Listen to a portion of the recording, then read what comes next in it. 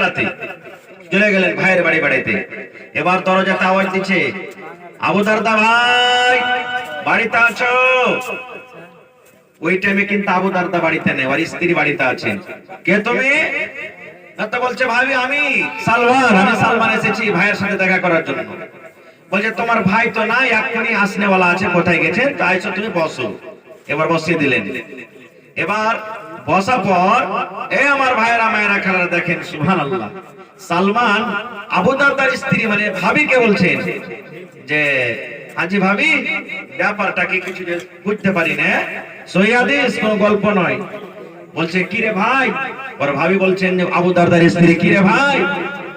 বলছে যে হ্যাঁ ভাবি, তুই যে বাড়িতে আছিস তো খুব ভালো কাপড় পিনতে নাস, চুল গালা তোর উস্কে খুস্কি আছে, ঝাঁকড়ি মাকড়ি আছে, সিধা করেও নাস, মেকআপ করে ফেস পাউডার কিছু নেই, নতুন কাপড় পিনতে নাস, কালে ঝালো মাখা হয়ে আছে, তোর একটা মানে যেরকম থাকা চাই, হ্যাঁ সাইজে বুঝে ভালোভাবে ওরকম হ্যাঁ তুই নাস, কি ব্যাপারটা? এবার কথাটা শোনা পর তখন সালমান বলছেন যে আমার ভাবি আমাকে বলছেন কি জানেন, রে সালমান ভাই কার জন্য আমি সাজন সাজবো রে ভাই? কে আমাকে দেখবে? কার জন্য আমি নতুন কাপড় পরবো? কাকে আমি সিধা করে দেখাবো? কাকে আমি পাউডার মেখে দেখাবো? কাকে আমি সুন্দর করে মেকআপ করে দেখাবো? কে আমার নতুন কাপড়ের দিক দেখবে? কাকে আমি সিধা করে দেখাবো? কে আমাকে দেখবে? দেখার কোন লোক নাই, দেখার মানুষ নাই। এজন্য ভাই আমার জীবন যেভাবে কাটছে আমি ঠিকই আছি, এরকম ভাবে আমি চলছি। আমি মেকআপ করব, সুন্দর হয়ে সেজে থাকবো, আমি সিধা করে থাকবো। কে আমার সিধা দেখবে? সিধা দেখার মতো লোক না। যখন কথাটা বলা তখন সালমান রাদিয়াল্লাহু তাআলা বলছেন, কেমন কথা বলছো ভাবি? ভাইকে তুমি দেখাইবে? ভাই বাড়িতে আছে, ভাইকে দেখাইবে? আমাদের জমানার মতন তো মা খালা নাই যে ওর পুরুষ 1000 টাকা দামের ওকে শাড়ি কিনে দিবে, আর ওই শাড়ি পুরুষের সামনেও পিনবে না, বলে দিয়ে যাবে, তখন ওই বিয়েকে দেখে দিচ্ছে শাড়ি। এরকম হয় না? হয় না? হ্যাঁ, ভাইয়ের বিয়ে লেগেছে, বিহানের বাড়ি ঘুরতে যাবে, রাতের বেলাতে জিজ্ঞাসা করবে, হাজি আব্দুল্লাহর বাপ কাল যে বিয়ের বাড়ি বাড়িতে যাবো, তো এখানটা কাপড় গালা ভালো নাই, কি পিনতে যাবো? ওই কাপড় খানটা যখন যাবে বিয়ের বাড়ি তখন পিনতে যাবে, আর ফের আসবে তখন খুলে দিয়ে দেবে। আর পুরুষের সামনে ওই ছিঁড়ে তেনা, গোবর লাগা, কালি মুখা, এগুলোই পিনতে পিনতে থাকবে। পুরুষের বাড়িতে যখন থাকবে তখন ভালো সেন্টওয়ালা তেল মাখবে না। পুরুষের বাড়িতে থাকবে তখন সিধা করে থাকবে না, খুব পুরুষের বাড়িতে থাকবে তখন সুন্দর করে মেকআপ করে থাকবে না। কুটুম বাড়ি যাবে তখন দেখবেন হায়রে সাজন। হে মায়েরা খেলারা, নিজের স্বামীর সঙ্গে সাজতে হবে, যত সাজতে পারেন, যত সেন্টওয়ালা তেল মাখতে পারেন, এমন ভাবে আপনার স্বামীর সামনে আপনি থাকবেন না যাতে সব সময় আপনার স্বামী আপনার আগা পিছা করে, মনে হয় কাজ কামে মনে হয় ভুলে যায়, সাজতে হবে। আর মা খালারা এখন এমন থাকছে না যে মনে করবে শালা ইয়ার বাড়িতে না থাকাই ভালো, বিদেশি থাকা ভালো, বাইরে থাকাই ভালো, চকি ঘুরাই ভালো, এরকম থাকবে জি না। তো বলছেন আরে ভাই কাকে দেখাবো? আমার যে কেউ নেই দেখার। বলছে আমার ভাই আবু দারদা।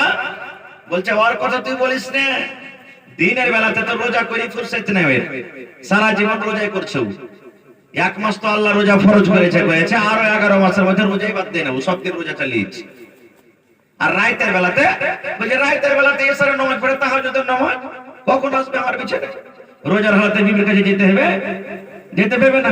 তো বলছে দিনে রোজা করে থাকছো তো আসে না, রাতের বেলাতে তাহাজ্জুদের নামাজ পড়ছো তো বিছানা আসে না, তো কাকে দেখাবো রে ভাই? কে দেখবে আমার শীতে? সুবহানাল্লাহ। সালমান রাদিয়াল্লাহু তাআলা যখন আর ভাবের মুখ থেকে শুনলেন তখন বলছে ঠিক আছে। একটুখানি পর ওর ভাই আবু দারদা বাড়িতে চলে এসেছেন। বাড়িতে আসার পর সালাম কালাম হলো, স্ত্রীকে বলছেন বিবি রে ভাই বাড়িতে এসেছে, তুমি ভাইকে খেতে দাও, ভাইয়ের জন্য নাস্তা রেডি করে দাও, খানা ভাইকে খেতে দিতে হবে, খানা রেডি করো। এবার খানা সামনে হাজির হয়ে গেল।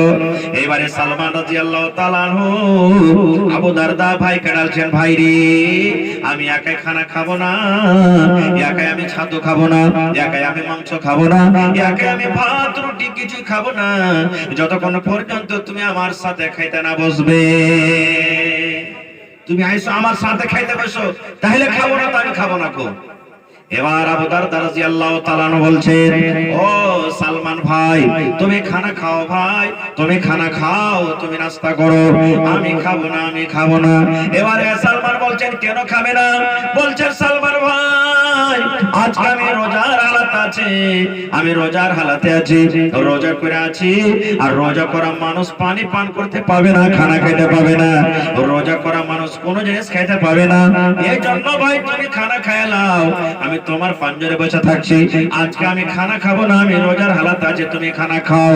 এইবারে যখন কথাটা শুনলেন, সালমান রাদিয়াল্লাহু তাআলা আনহু নিজের ভাই আবু দারদাকে বলছে, ও আল্লাহর বান্দা আবু দারদা, শুন ভাই রে, আমি তোমার বাড়ি বেড়াতে এসেছি, কুটুম হয়ে তোমার বাড়িতে এসেছি বেড়াতে। তুমি আমার সামনে খানা দিয়েছো, যতক্ষণ পর্যন্ত তুমি আমার সাথে খানা না খাবে, যতক্ষণ পর্যন্ত তুমি আমার সাথে বসে খানা না খাবে, আমিও সালমান না খেয়ে থাকবো। তোমার বাড়িতে দানা খাবো না, তোমার বাড়িতে পানি পান করবো না। যদি তুমি আমাকে খেতে দিতে চাও, আমার সাথে তুমি বসে খানা খাও, তুমি আমার সাথে বসে পানি পান করো। আর যদি আমাকে খেতে না দিতে চাও, তাহলে আমিও শুকিয়ে থাকলাম, মাগরিবের পর আমি খাবো। এখন তোমার বাড়িতে কোনো জিনিস আমি মুখে দেব না, আমিও খাবো না, আমিও শুকিয়ে থাকবো। যখন কথাটা বলা, তখন আবু দারদা রাদিয়াল্লাহু তাআলা বলছেন যে ব্যাপার তো খারাপ হয়ে গেল, আমি তো রোজা করে আছি, আর ই আমাকে বলছে যে তুমি না খেতে বসলে আমি খাবো না। বসতে বসতে কি করবে, রোজাটাকে ছেড়ে দিলে, নফল রোজা ছেড়ে দিলে।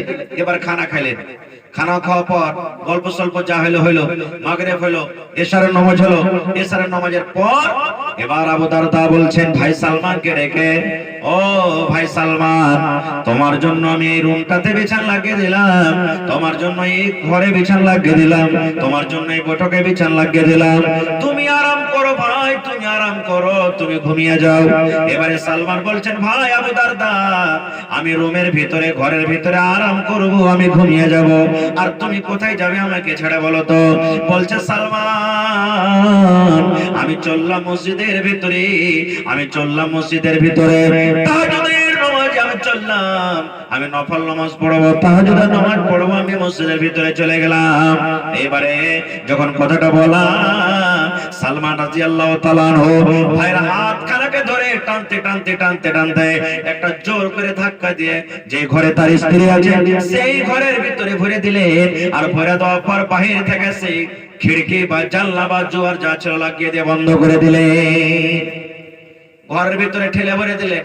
আর ভরে দাও, বলছে তুমি আরাম করো, এখনো তাহাজ্জুদের নামাজের টাইম হয়নি, আমিও তাহাজ্জুদের নামাজ পড়বো, নফল পড়বো, তুমি এখন যাও বিবির পাশে, তুমি ঘুমাও। এবার কি করবে বেচারি, তার মসজিদ যেতে পারলে না। আবু দারদা রাদিয়াল্লাহু তাআলা আনহু এবার বিবির কাছে আছেন, থাকে থাকে থাকে। এবার ধরেন যখন দুই ভাগ করে, তিন ভাগ করে, যখন দুই ভাগ রাত কেটে গেল, ঠিক একটা দুটা রাত যখন হয়ে গেল, এবারে সালমান রাদিয়াল্লাহু তাআলা আনহু আবু দারদাকে ডাকতে বলছেন, ভাই আবু দারদা, এখন বিছান ছেড়ে দাও, এখন তুমি বিছান ছেড়ে দাও, এখন নামাজের টাইম হয়ে গেছে, এখন চলো আমরা দুই ভাই মসজিদে যাই নামাজ পড়বো। এবার আবু দারদা বলেন, আমি ওই টাইমে আমি গোসল করলাম, ফরজ গোসল করার পর এবার মসজিদের ভিতরে চলে গেলাম। মসজিদের ভিতরে যখন চলে গেলাম, আবু দারদা বলছেন, সালমান আমাকে ওয়াজ শুরু করে দিলেন, নসিহত শুরু করে দিলেন, এই ওয়াজ শুরু করে দিলেন।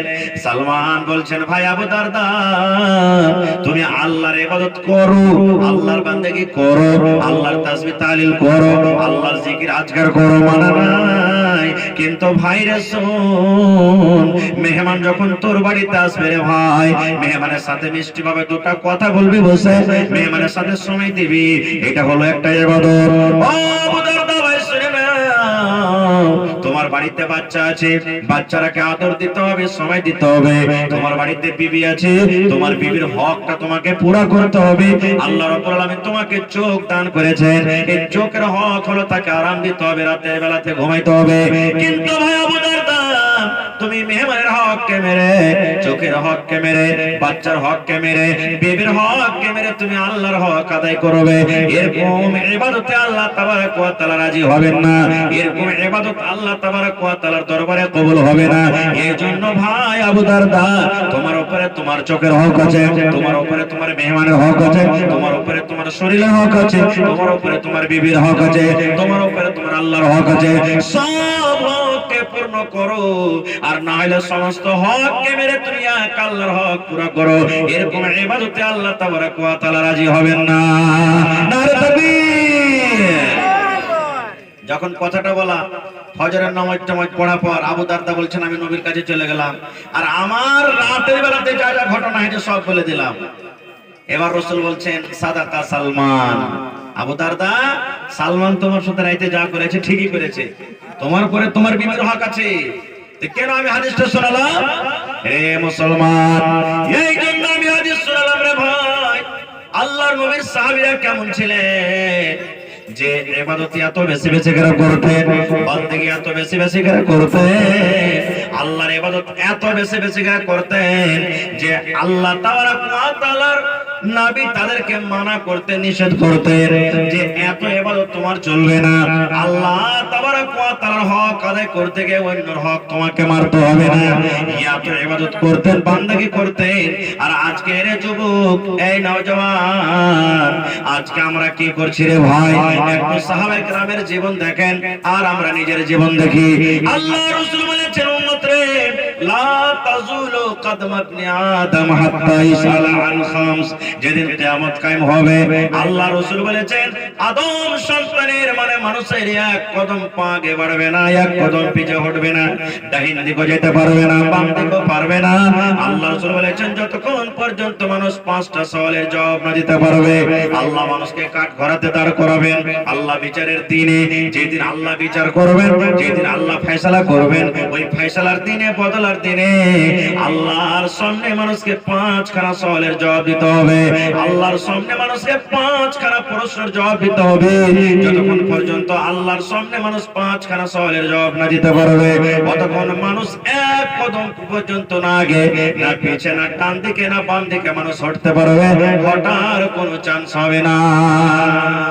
পাঁচখানা সওয়াল হবে। কি কি? এক নম্বর সওয়াল হলো আন উমারিহি ফিমা আফনাহু। পাঁচটার ভিতরে এক নম্বর প্রশ্ন হবে আল্লাহ রাব্বুল আলামিন নর হক কে মানারি হোক, বেটা ছেলে হোক কিংবা বেটি ছেলে হোক, আল্লাহ বিচারের দিনে হিসাবের কাঠ করাতে আল্লাহ দাঁড়িয়ে দিবে। আল্লাহ আমাকে দাঁড় করাবেন, আল্লাহ আমার নাজবি সাহেবকে দাঁড় করাবেন, আল্লাহ নাজবি সাহেবকে দাঁড় করাবেন, আপনাকে দাঁড় করাবেন। দুনিয়ার যত আদমের সন্তান রয়েছে, বেটা বেটি রয়েছে, সমস্ত মানুষকে আল্লাহ দাঁড় করিয়ে দিবেন। দাঁড় করার পর প্রথম যেটা প্রশ্ন হবে, সওয়াল হবে, আল্লাহ বলবেন মানুষ রে, তোমাকে আমি 80 বছর জীবন দিয়েছিলাম, তোমাকে আমি 60 বছর জীবন দিয়েছিলাম, তোমাকে আমি 100 বছর জীবন দিয়েছিলাম, তোমাকে আমি 90 বছর জীবন দিয়েছিলাম রে বান্দা। আর উমারিহি ফিমা আফনাহু, বান্দারে তোমার এই জীবনটাকে তুমি কোন কাজে লাগিয়েছো রে বান্দা? তোমার এই জীবনটাকে কোন কাজে তুমি লাগিয়েছো? তুমি নামাজে লাগিয়েছো, রোজাতে লাগিয়েছো, তেলাওয়াতে তুমি লাগিয়েছো, তুমি কোন কামে লাগিয়েছো? জোয়ার আড্ডাতে তুমি লাগিয়েছো, তুমি শরাবের আড্ডাতে লাগিয়েছো, কিংবা কোন গুনার আড্ডাতে তুমি লাগিয়েছো রে বান্দা? জীবনের হিসাব দিয়ে দাও। এই 80 বছরের হিসাব দিয়ে দাও, 100 বছরের হিসাব দিয়ে দাও, 50 বছরের হিসাব দিয়ে দাও, 40 বছরের হিসাব দিয়ে দাও। আল্লাহ রাব্বুল আলামিন যাকে যতখানি বয়স দান করেছে, ওই বয়স সম্পর্কে আল্লাহ জিজ্ঞাসা করবেন বান্দারে, ও আমার বান্দি তোমার জীবনের হিসাবটা আমাকে দিয়ে দাও। আচ্ছা পড়েন তো, নিজের জীবনের হিসাব আমরা পারবো দিতে? পারবো কি? জীবনের হিসাব দিতে কেউ পারবো না। আজ কয় তারিখ হলো বলেন? 18 তারিখ হলো। জীবন দূরের কথা, ওরে আল্লাহ, 3 দিন আগে, 4 দিন আগে, 5 দিন আগে কোন মানুষের সাথে আপনি ওয়াদা করেছেন, বাড়িতে আপনার কিছু রাখা আছে, ভুলে গেছেন, আপনি বেখেয়ালি হয়েছে, কোথায় মোবাইল রেখেছেন, কোথায় লাইট রেখেছেন, কোথায় টাকা রেখেছেন, কোথায় কলম রেখেছেন, দরকারি কোনো কাপড় আপনার ছিল, তাড়াতাড়ি করে আপনি পূর্ণিয়া যাবেন, হঠাৎ করে ভুলে গেছেন কোন জায়গাতে রাখা আছে। এরকম হয় না? আরে মুসলমান, আজকে ডিসেম্বর মাসের 18 তারিখ হলো। আপনি যদি আমাকে বলেন, আপনাকে যদি আমি বলি, ও আল্লাহর বান্দা বান্দিরা শোনো, যদি আপনি আমাকে বলেন মাওলানা এই 18 তারিখ হয়ে গেল, আজকে 1 তারিখ থেকে নিয়ে 18 পর্যন্ত কতটি ঝুট কথা বললেন, কতটি হারাম খেয়েছেন, কতটি মিথ্যা কথা বলেছেন, কতটি চুরি করেছেন, কতটি নামাজ ছেড়েছেন, কত তেলাওয়াত করেছেন, কত নেকির কাম করেছেন, কত গুনার কাম করেছেন, আমার মনে হয় আমরা 18 দিনকার হিসাব দিতে পারবো না। পারবো? যদি 18 দিনকার হিসাব না দিতে পারি মুসলমান, তাহলে যেদিন আল্লাহ রাব্বুল আলামিন পুরা জীবনের ডাটা চাইবে, পুরা জীবনের আল্লাহ হিসাব করবে, সেদিন বলেন আল্লাহর সামনে কেমন করে আমরা হিসাবটা দিব? জীবনের হিসাব কেমন করে দিব আমরা? সুবহানাল্লাহ।